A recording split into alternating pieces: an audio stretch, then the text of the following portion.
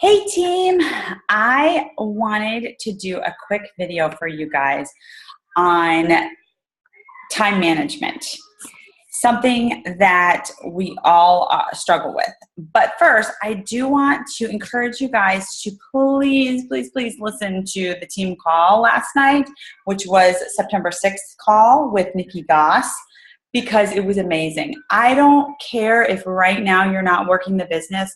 It was all about personal development and getting over fear, why we fear things, some amazing options of books to read or to listen to on Audible.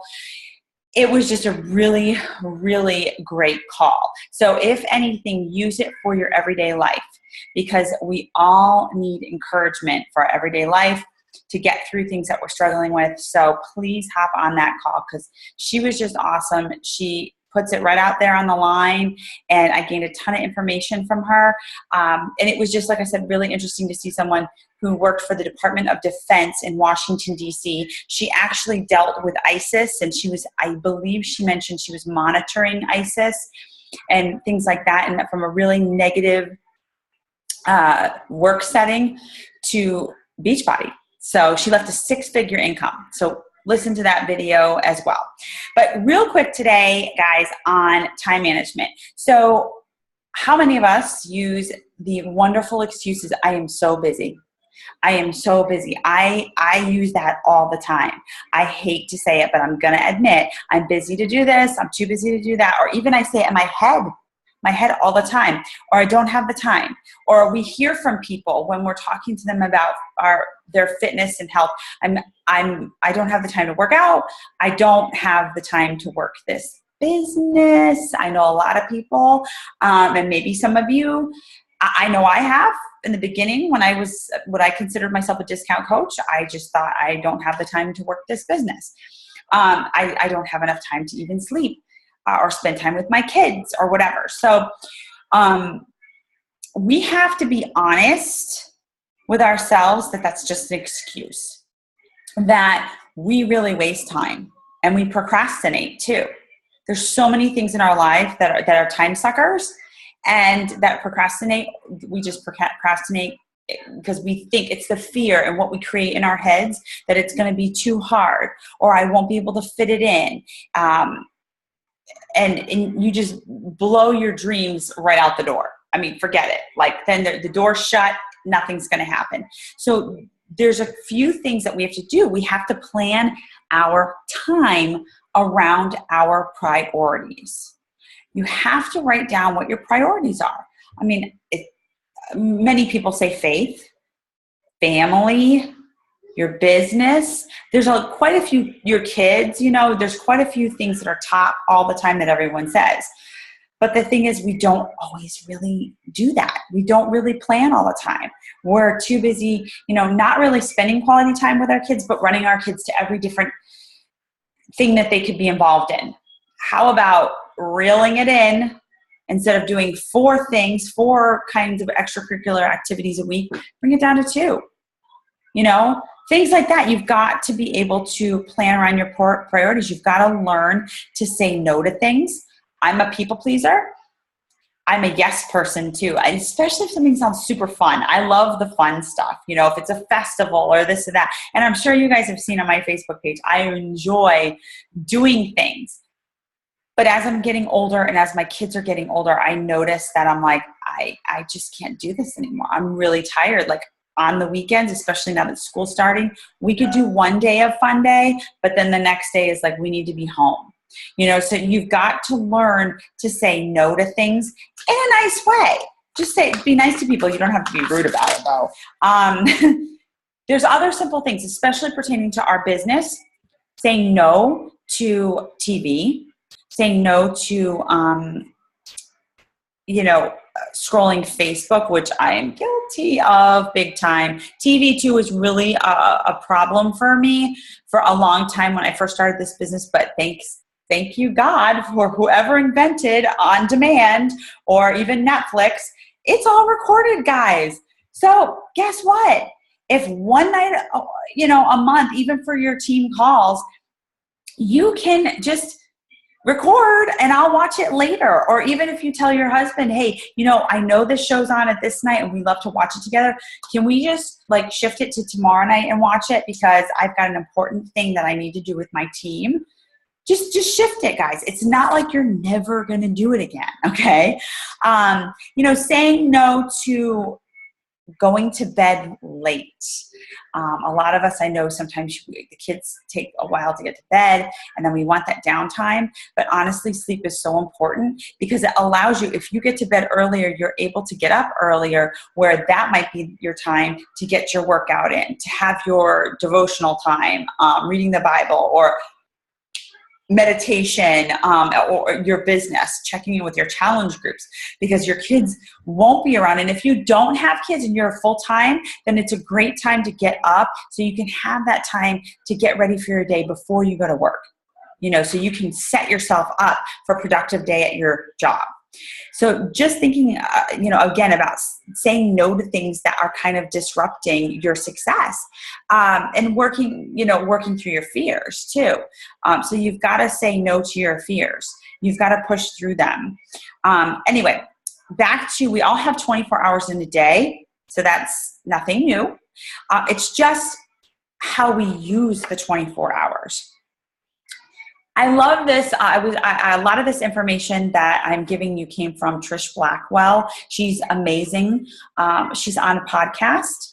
And actually, I've been talking to her about coaching, as far as like her coaching me as a leader as well. She's amazing. But she made it, I love the word she used, invest. Invest in your time. Not just have, basically, if you don't invest in your time, others are going to take it. How simple is that? So, and it's easy, especially you guys, again, whether you have kids or not, or you have a full-time job or not, they're going to take it. So if you're working full-time and you allow your boss to say, can you stay so many hours after work? Can you do this extra work? Can you be part of this team? And it's going to create more work. You have the ability to say, look, I can't do that right now because here's what's going on. I appreciate you thinking of me, but I can't do it. Same thing with our kids. Our kids suck our time. I mean, I'm constantly potty breaks.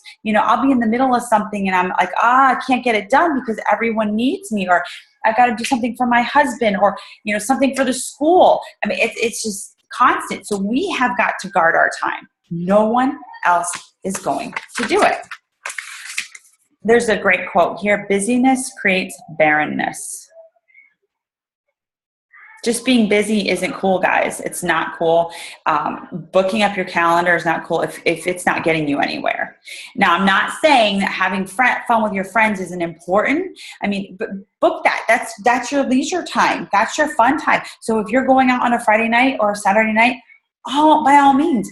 But the rest of the week, if you're sitting home watching TV from 4 to 6 hours at night, I mean, like, I love good shows and stuff, but honestly, like, you're missing the boat on what your opportunity is, what you can do with your business. You have to decide what time matters the most to you, because like I said, you can easily get sucked into everyone else's priorities. So make time for the things that you want. One of the cool things that we were asking, again, we always ask people about, fitness and health, and we educate them. But a lot of times the excuse is, I just don't have time to work out. Or like I mentioned, we don't have time for this business. You need to start digging deep as to why. Why can't you find the time to work out? Is it just because you really just don't want to do it? Or are you fearing something? There's so many reasons why people won't work out. And sometimes it's really flooring. Sometimes people can actually be, believe it or not, comfortable in the size they are, and they don't remember what it's like to be 50 pounds lighter because their identity is attached to what they are now. So all of a sudden they're like, they give up. Or I've had challengers where they get to the 20-pound weight loss and then they blow it because it's like their mind hasn't connected to what's going on with their body. So you've really got to dig deep as to why you don't have the time. Why don't you have the time for this business? Do you really want it? You know,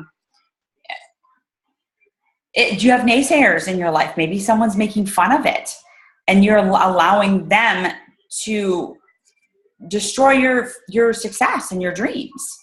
And you can't let people do that. So again, you've got to ask yourself why 5 levels deep. That's what Trish said, basically 5 levels deep. So keep asking, okay, when you get to this answer, well, why this answer? And get lower and lower and lower. Stop waiting for life to be perfect, because it's never going to be perfect. All these people say, well, I'm going to start this business at such and such a time. I'm going to do it this at such and such a time. When this is over, it's never going to be over, guys. Things constantly come up. Stop wasting time procrastinating. That's it. Stop waiting time for, you're over preparing. Stop over preparing, because that's a form of procrastination. And overthinking, when you overthink, that's all fear. You allow fear to just bulldoze any kind of success you're capable of. Time is your most valuable coin, and don't let others spend it. I know I mentioned that before, but I always like to reiterate that, because that hit me to the core. I was like, oh my gosh, I'm allowing so many other people to take my time. And it's my life and it's my time. I mean, again, you do have to spread it out with people you love, but you can't let them dominate it. So here are some signs for poor time management. This was an eye-opener for me too, because I had a lot of these. One is you're constantly anxious. You have high anxiety levels. 2, saying or wishing you had more time. I wish I had more time to do this. And I'm queen of that. Number 3 is don't spend that you feel like you don't spend enough time with people you love. So you're constantly like, oh man, I need to spend more time with my kids, with my spouse, whatever. Number 4 is that you constantly break commitments. You'll set something up and say, oh, I'm in. And then an hour before, I can't do it. That is not cool. It's just not. Not only are you disappointing yourself, but you're disappointing others. So literally, you've got to look at your schedule and say, can I do this for this other person or this group? And if you have any wavering that you can't, say, you know what, I appreciate it. It's just not in the cards for me right now. Number 5 is that you're extremely sleep deprived. Me, of course, that's partly kids, but still. Anxiety and worrisome come into that too, trying to get to sleep. Number 6, if you're constantly worried. Number 7, if you struggle with weight but have no time to work out. I know the majority of you are my workout queens, but still, some of us do struggle. Number 8 is procrastination, constant, putting it off. Just do it. One great personal development book, guys, for that is Eat That Frog. Number 9 is that you should actually struggle with concentration if we're having trouble focusing. In our lifestyle, phones, computers, honestly, guys, my focus is like nothing like it used to be. It's terrible. So I'm trying to regain that.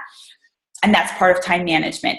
Turning off the phone, turning off the computer. So you can watch your show, or you can read a book, or look at a magazine.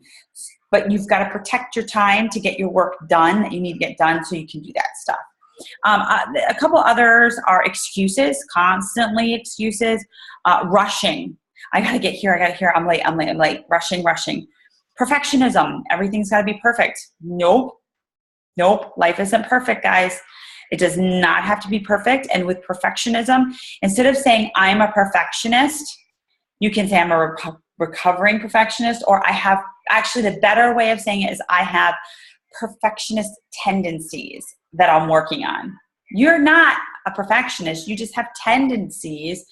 So don't put that negative tone on it. You're impatient, or you're also indecisive. You can never make a decision, because it's like you're just too worried about what other people are doing and how it's going to affect them, rather than really looking at what is important to you, your family, your life. So you have to have non-negotiables, guys. You have to have non-negotiables. And you have to stop saying, I'm so busy and I can't make it or do it. just own it, guys. Just own that.